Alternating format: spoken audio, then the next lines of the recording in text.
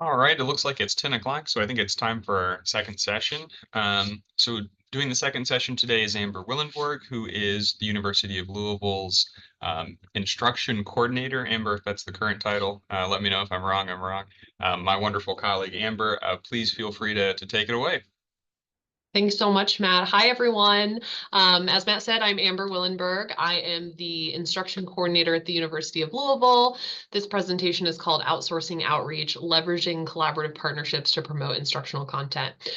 Throughout the presentation, if you have questions, comments, anything like that, feel free to use the chat or the raise hand feature, which I could not find earlier. So if you're unaware of where that is, I think it's under React. So the React tab at the bottom is where you can find that. And I'm hoping the organizers of LIRT will also help me keep track of that.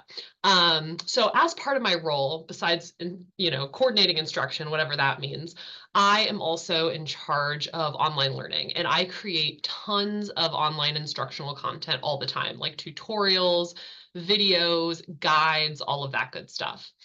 So before we jump into what this presentation is really about, I want to ask you all a few questions about your role in creating and marketing online instructional content. So I'm going to be using some poll everywheres throughout this presentation today. And you can see at the top of the screen how to access this. It's really easy. You can join on your computer at that link at the top, or you can text to this number to join this poll. So we'll start with this. What is the most common way that you come up with ideas for online instructional content? So probably all of the things on this list are things that you use to come up with ideas, but what's kind of your most common way? Direct faculty student requests. So they come to you and they say, we need this thing, and you make it. Interactions with faculty and students that just spark some ideas, like you talk to a student and you're like, oh, we really need a tutorial on that. Ideas from the library literature, the professional conversation, you go to a conference and you hear a cool idea. Is there another way that you usually come up with these ideas? And if so, you can put that in the Zoom chat. And I did also put the option of none of these if you're like, I don't do this in my work, but I just wanted to see what this presentation was all about. So I'll give everyone a second to join the poll and answer this question. And again, we'll be using these polls kind of throughout the session today, so please do go ahead and join. It's not just this one question. So a lot of people are doing direct faculty student requests for things. Some are just getting their ideas from interactions with faculty and students, some ideas from the library literature and professional conversation. But it really looks like those direct requests are kind of our main way of coming up with those ideas. So that's not changing too much. So we'll go ahead to my next question. Maybe. There we go. So beyond creating them then, so you've made this thing, it's great, you got to get it out into the world. What is your most common way of promoting that new online instructional content? And again, just your most common way. We probably do a lot of these. Are you putting it up on the library blog? Are you sending a direct email to your faculty and stakeholders? Is there some kind of student or faculty newsletter? Another way, and if so, please feel free to share that in the Zoom chat. Or again, if you're like, I don't do this, none of these. So a lot of people are doing those direct emails. We do a lot of that too. Some student faculty newsletters, a few people saying another way, which again, you can share what that way is in the chat. We'd love to hear about it. Not a lot of library bloggers, interesting. All right, and one final question for you all before we jump in. Do you ever create an amazing piece of online instructional content only for it to then be underutilized? So far, everyone is saying yes, this has happened to them.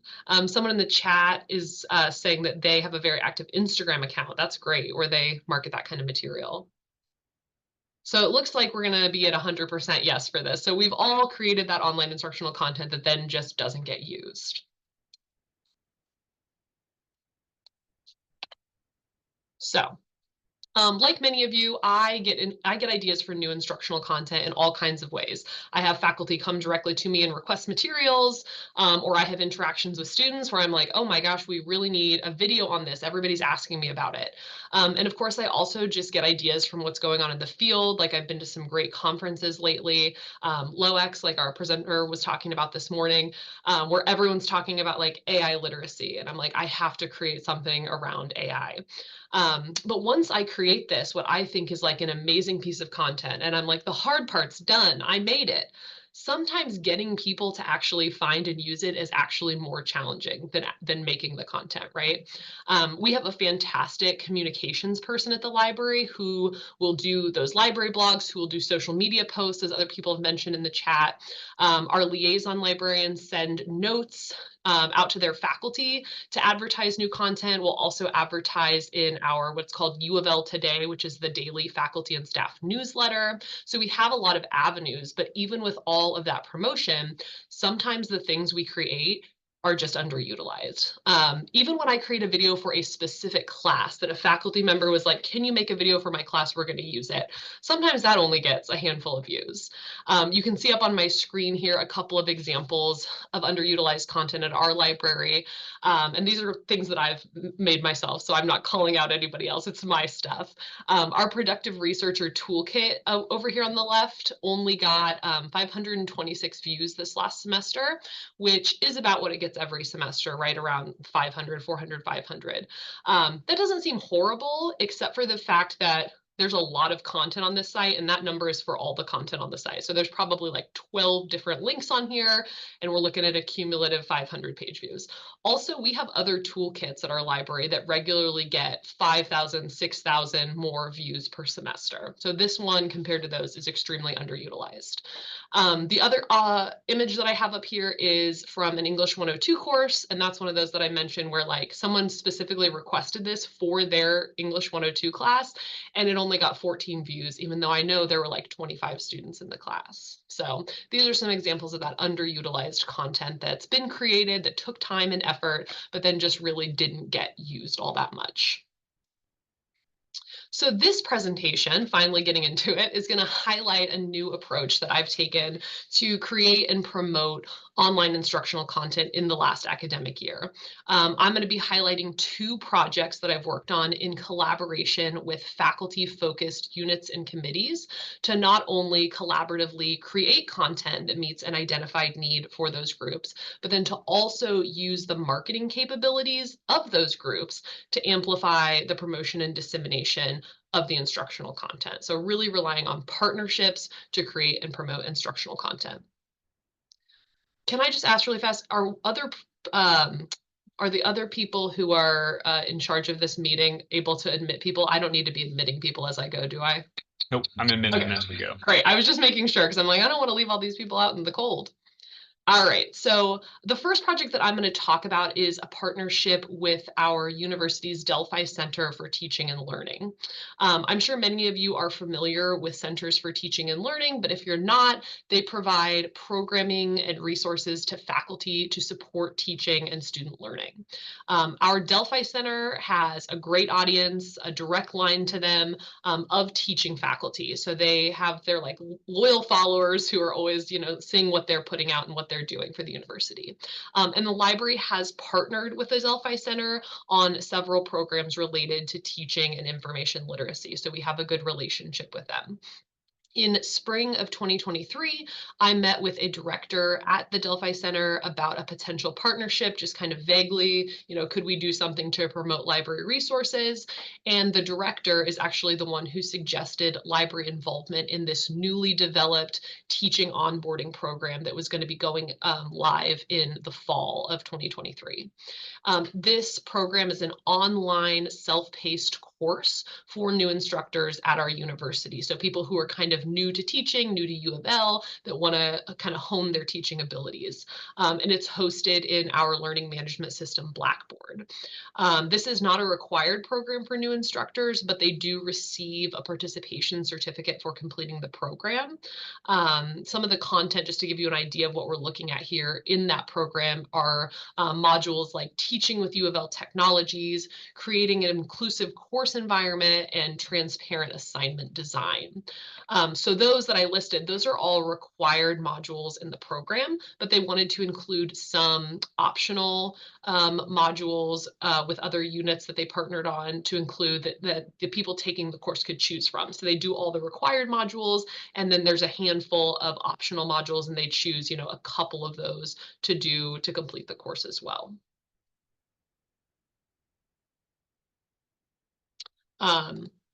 Our content that we ended up creating as one of those optional pieces is the teaching information literacy module.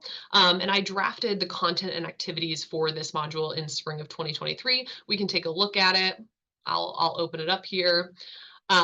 This is content based on the ACRL framework for information literacy. It takes about an hour to complete. That's what they asked us to make about 60 minutes of content.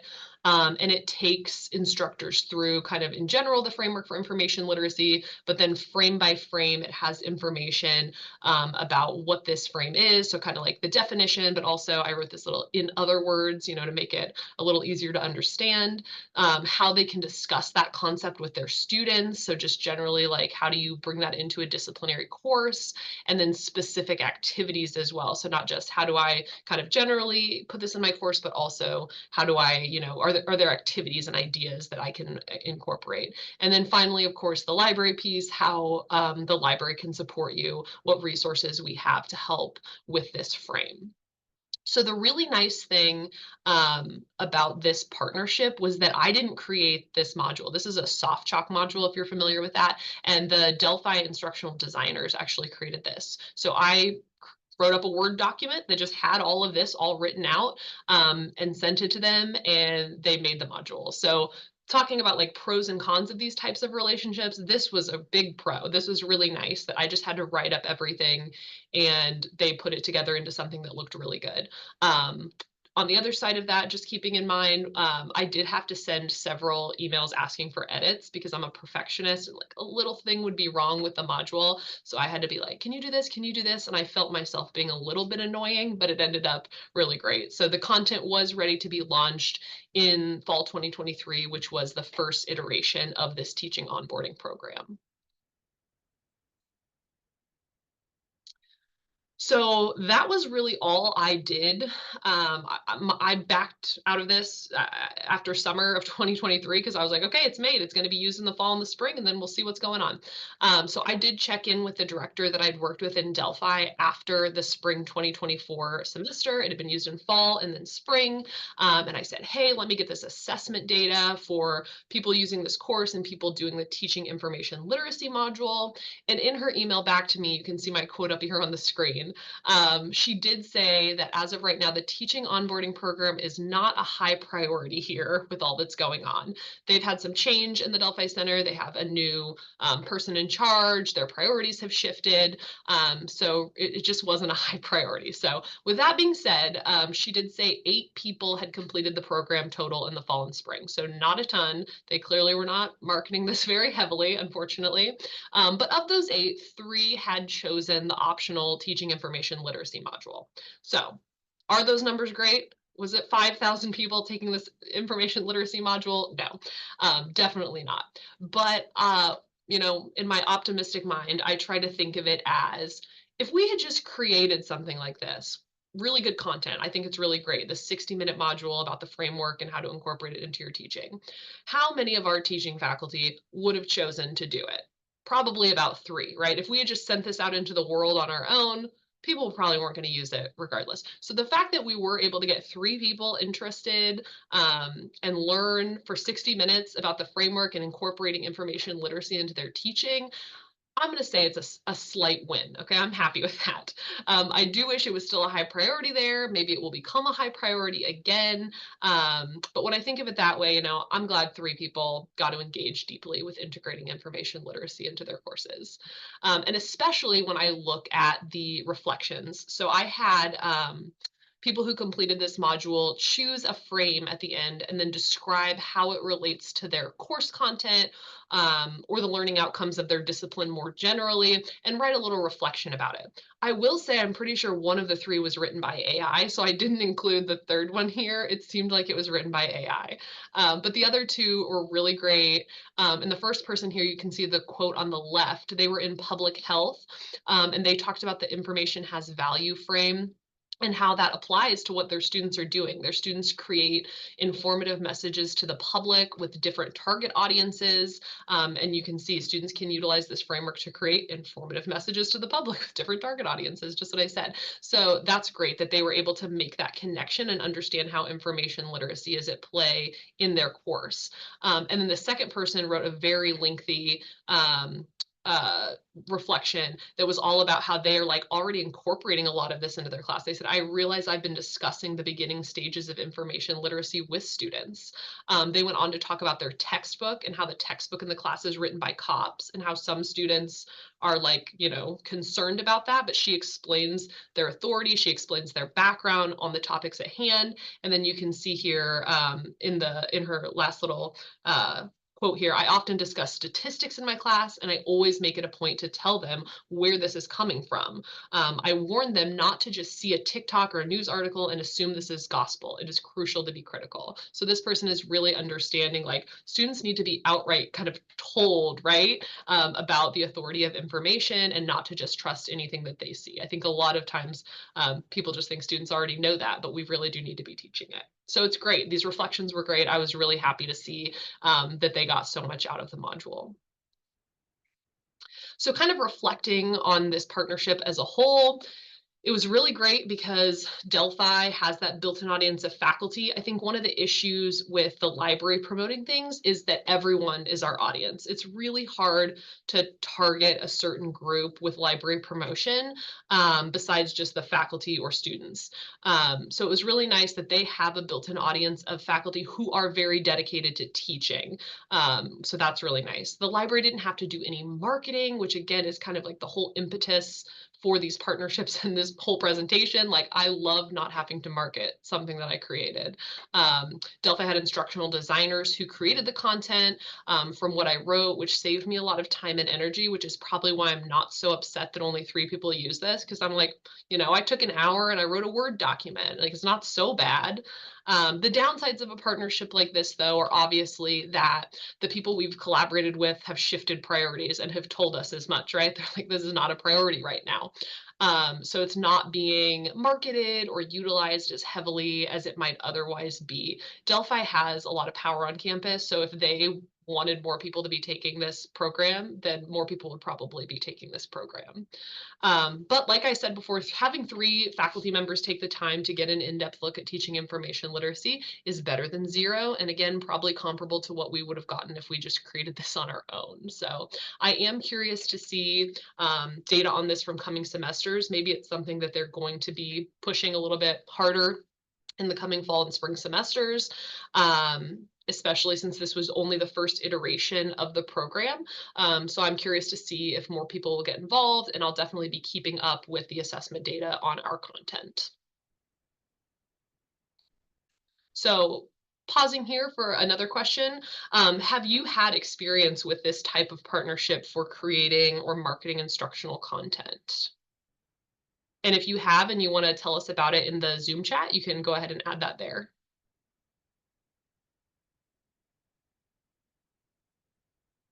Yeah, Julie, I see in the chat. I just made a huge amount of online resources to help faculty with 0 responses.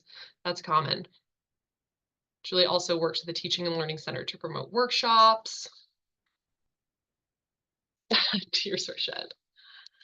So it looks like we're pretty split. Some people have done this kind of thing. Some people have not. At EKU, they created an asynchronous module a few years ago. It's great. So for those of you that responded yes to this question, what was the outcome to your partnership? So huge success, huge failure, or like me, somewhere in between. I'm going to say somewhere in between for mine. I'm not going to call it a huge success or a huge failure. Oh, wow. Whoever had the huge success, write about it in the chat so we can hear about it. But most people are like, it's somewhere in between, right? It's not perfect, but we got something out there. So I'm also going to take a mid-presentation pause for any questions or comments. So I'll just pause for a second if you want to put it in the chat, or if you want to just unmute if there are any questions or comments so far before we move on to talking about that second partnership.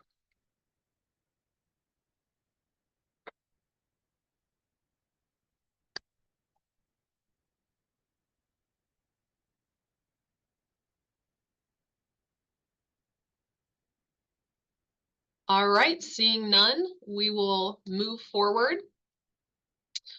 Oh, okay. Heather's just talking about the content they made. A handful of folks logged in. Center for Teaching and Learning had issues with less participation than they wanted with other modules as well. Yeah. So I'm going to go ahead and talk about the second and final collaboration for this presentation. We had a partnership with have a partnership with the university's Cardinal Core Curriculum Committee. So we worked with them to create 2 tutorials for students. So these are student focused on using sources and evidence in their writing. So just a little background on this committee. The Cardinal Core Curriculum Committee is the university's Gen Ed committee, or General Education Committee. So essentially, a big part of their work is approving or denying new courses for the general education curriculum, and then also leading the assessment of gen education courses to ensure that they're meeting the general education program's learning outcomes. I have served on this committee for several years. This is probably like my 6th year on the committee, and I'm also on the assessment subcommittee. And in my work on that assessment subcommittee, I've participated in assessments of student learning artifacts for the general education assessment. So we use rubrics, AAC and U-value rubrics, if you're familiar with those, that measure skills like critical thinking and oral and written communication. And again, based on the outcomes of our general education program. So the assessment scores throughout my years participating in these assessments, the assessment scores for using sources and evidence are consistently lower than scores for other areas. Students aren't incorporating evidence and using sources appropriately in their assignments. Those are normally for like the written communication assignments where students are supposed to incorporate sources and they're just not doing so, or they're not doing so appropriately. Based on this finding year after year, the director of assessment and I had a conversation about potential library support for finding sources and incorporating evidence into writing. And we decided that I would create 2 tutorials addressing these topics that we could then market to faculty teaching gen ed courses for them to assign to their students and hopefully improve outcomes for the assessment. Unlike with the Delphi partnership, I had a lot more autonomy in creating these tutorials because I had to make them on my own in LibWizard. So the first tutorial you can see a screen grab of up here is on engaging with academic sources. So that one teaches students all about the characteristics of an academic source, how to read them, and how to organize your thoughts before writing. And we made this because a lot of times the assignments we were scoring, students were supposed to be incorporating scholarly sources or certain source types into their writing. And the reasons their scores were so low was because they were just using like some website they found instead of, the scholarship on that topic. So this one teaches them all about what an academic source is, how to identify it, how to read it. And then the second tutorial was on incorporating evidence into your writing, which was all about why we cite sources. So starting there, like why we even have to do it, but then also the basics of citing sources, quoting, paraphrasing, and summarizing. So this part more about students actually like the nitty gritty of using sources and not just talking about a source and not citing it at all in their paper. And I did use a lot of content from our university's writing center in that tutorial. So I think that these turned out great. I love these tutorials. I created them in spring 2024, so just a few months ago, and sent them to the director of assessment for feedback. She also thought they were great. And we then shared the tutorials with the rest of the Cardinal Core Curriculum Committee at our last meeting of the semester in April 2024. The Cardinal Core Curriculum Committee does not meet over the summer. So you can probably see where this is going. It's April. These faculty are like, peace out. And we said, hey, can we get some feedback on these tutorials? We gave them this little handout that I have up here on the screen that just has the learning outcomes for the tutorials, the links to them, and then a link to give anonymous feedback. We gave that to them at the April meeting, and then they all left and went on summer break. So, as it's still summer, you can probably imagine we have not received any feedback on the tutorials from the larger committee. I kind of anticipated that, so we're definitely going to present on this again once the committee starts back up in September, and hopefully actually get feedback in the fall once we're all together again. This is a really active committee who always has feedback and ideas, and will always make a 90-minute meeting on a Friday afternoon last the full 90 minutes. So I am extremely confident that we'll get feedback and responses from the committee. It was just really bad timing on our part to be like, wait, before you start your summer break, take a look at these tutorials. So once we get that feedback and incorporate that into the tutorials, we will plan to market them to gen ed faculty in the spring semester. And hopefully we'll be able to get those starting to be utilized, and then long-term get some data on who's using the tutorials and if assessment outcomes for sources and evidence improve at all for those courses. So I don't really have enough data on this partnership yet to make any like grand conclusions, but I do think that this has the potential to be more successful than that Delphi partnership. I don't feel like gen ed and gen ed assessment is suddenly not going to be a priority like maybe the program for the Delphi Center was. Improving assessment scores within our gen ed program will continue to be a high priority. We want to have good assessment outcomes for the gen ed program. The curriculum committee also has a built-in audience, again, talking about that, like trying to market to everyone versus trying to market to a specific audience. They have a built-in audience of faculty who are teaching general education courses. And hopefully a lot of those faculty want their courses to do well on the gen ed assessment. So it doesn't hurt that the assessment director also regularly meets with units and faculty teaching gen ed courses to discuss their assessment outcomes and to discuss their scores and offer insights to them. And these tutorials are going to be a tool that she can use in those conversations to say, year after year, your sources and evidence scores are lower than maybe some of the other areas. We've created this kind of intervention, these tutorials that you can use with students to hopefully begin boosting those scores. Of course, they're still not required. We're not, we can't require the faculty to use these tutorials, so it's going to be up to faculty to use them. But the fact that they're not being just marketed to all faculty in general, teach your students to use sources, and they have a really specific audience of gen ed faculty who are being assessed on how their students use sources and evidence, seems like a more promising way to actually get faculty on board with using them, but only time will tell. So this is my only open-ended question of the day, which you can answer on here, or you can put in the chat, or you can come on the mic and talk a little bit if you want. We've moved very fast. It's only 10:27 and I don't have that much content left. So I just want to know, what are your thoughts on this approach to creating and promoting instructional content? You've heard about my successes and failures, my pros and cons to these kinds of things. So like, is this something you would pursue? Would it work in your context? Have you already had experience with it and you're like, it's not a good fit? Like, just what are your thoughts about, partnering with these types of faculty focused groups and committees, or other types of focus groups and committees, to create and promote instructional content instead of just doing it all in-house at the library? So I'm going to be quiet for a minute, and again, you can add it up here to the poll everywhere. You can just put it in the chat. You can just start talking out loud, whatever you want.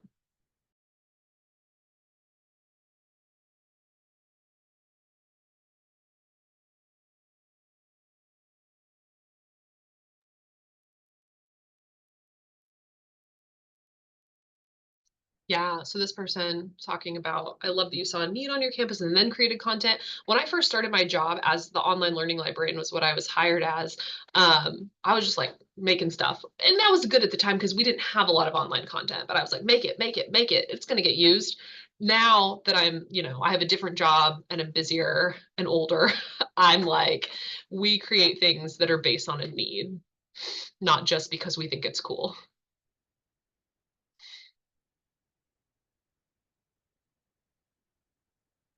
Yeah. And I will say the relationship with the Center for Teaching and Learning isn't perfect. We partner with them on things, but it's not like we can go to them with every little thing and be like, promote this. And they're like, yes, right away.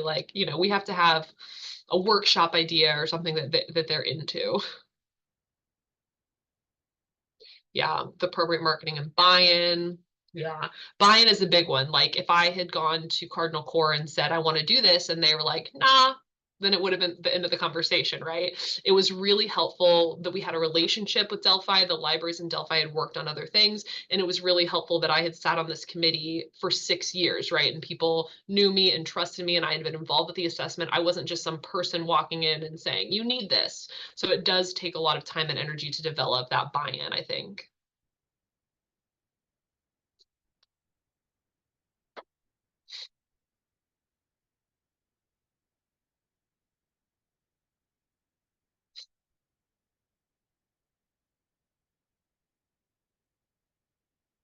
Yeah, that's great.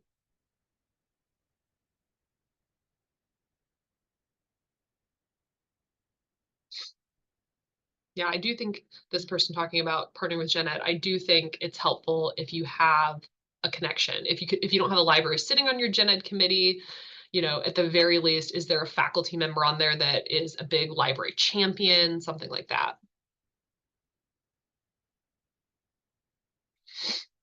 I'm gonna look at the Zoom chat. Yeah, partnering with faculty at FIC has been crucial for us. Yeah, definitely. All right, so we will go ahead and finish up. Maybe, there we go. So all in all, I have mentioned some pros and cons throughout this presentation to these types of partnerships, but I'll just kind of reiterate as a whole. I think the biggest pros for me in doing this work, one, my partners have built-in audiences that are often more narrow or more specific than the library's more general audience. So I think I mentioned this earlier, but it's really, really hard to market to, to market something specific that's filling a specific purpose when your audience is everyone. So I think that that's really helpful. It's easier to market to a specific population than trying to market to everyone, because we can say this is why this thing specifically meets your need, not like maybe it'll meet your need, who knows. And it was a lot less work for me to create content with the Delphi partnership because they had instructional designers who took my content and made it look great. So if you can find yourself a partnership like that, even better. And then kind of the impetus for this whole approach, it's definitely less work for the library to promote content. We didn't have to, figure out, okay, we got to write a blog and we got to put it here and we got to send emails to our liaison people, which is not a bad thing to do, but we do it all the time, right? We're always sending notes to our faculty to tell them about some new thing. So it was nice to not have to worry about that with this one. The partners just have a more direct line to their stakeholders. They're able to do the heavy lifting on marketing and promotion, while the library can kind of just like sit back for once, right? It's like, we don't have to spread the word this time. It's really nice. The downsides of these types of partnerships, one, you lose some ownership over the content because your partners have a stake in it, right? I was lucky that the groups I worked with didn't request any massive changes to what I had created, but they very easily could have asked me to. The Delphi people could have said, this is okay, but can you do this? Cardinal Core could have said, we hate this, scrap it, start over. Luckily, that didn't happen, but it could. They could ask for some pretty massive changes to meet their needs since they're involved. Your partner's priorities can also change, and the thing you've worked so hard on is suddenly on the back burner. They can email you and say it's not a priority right now. You're also reliant on your partners to actually follow through. So when they all go on summer break while you're still here at the library, you're kind of in a stuck place, right? You're not going to get the feedback you need. You're not going to get the information that you need. You're not going to have much of a partner during that time.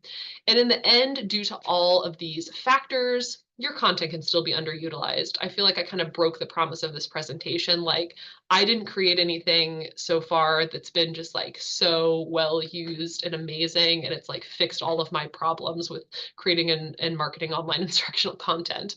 But at the end of the day, I do think this is a promising direction to continue exploring, and I will keep seeking out partnerships like this because at the very least, and some people have kind of, I think, touched on this in the chat and in their comments, it's great for the library to be seen as a partner in educational initiatives, especially around things like faculty development and student success. So if that's the only outcome of this, that we're seen by these groups as a partner and as someone they want to work with, then I'm going to call it a win.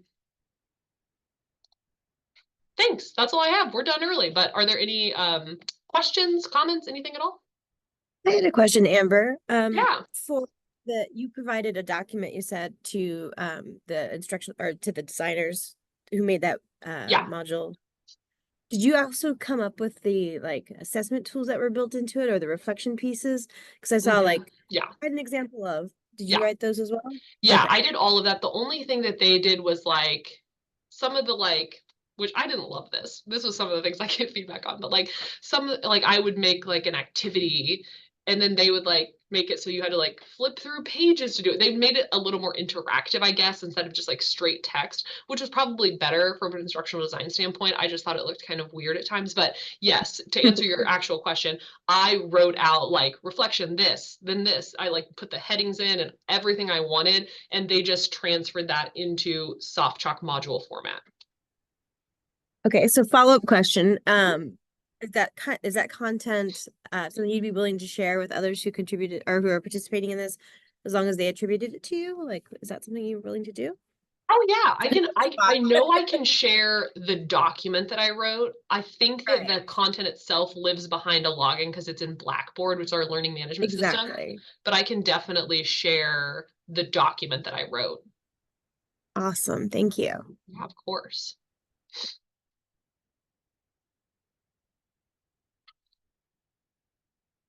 Hi, Amber. This was a really great presentation. Do you Hi, have any future Tessa. partnerships that you're interested in exploring? Do you have people you want to approach next?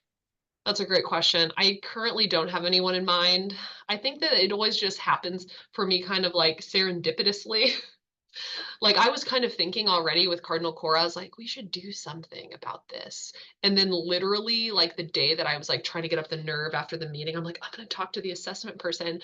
She turned to me and she was like, maybe we should partner on something about the sources assessment scores. And I was like, oh my gosh, did you read my mind? So far it's kind of happened serendipitously. I haven't really like sought people out and been like, I'm going for them.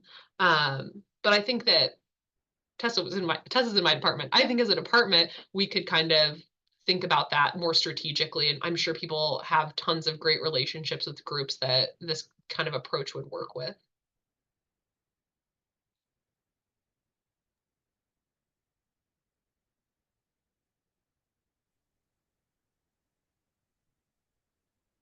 Well, thank you, Amber. Does anybody have Yeah. else any questions? If not, I will tell you all. I don't know if you looked at the schedule and noticed that somehow we managed to schedule only in the first block each morning, but the first session ending at 10, both today and tomorrow, and the next one beginning at 10, which is doesn't really make sense. So luckily Kate Langen has said she'd be willing to start early tomorrow at 9:05. That way she's not cut short again, because we didn't need all of that time for opening remarks this morning. I'll also send this out as a reminder to people via email. But so again, tomorrow the workshop will start at 9:05 instead of 9:15. So we have enough time to take it all in. In the meantime, thank you so much, Amber. We really appreciate what you've shared. Thank you. Thanks.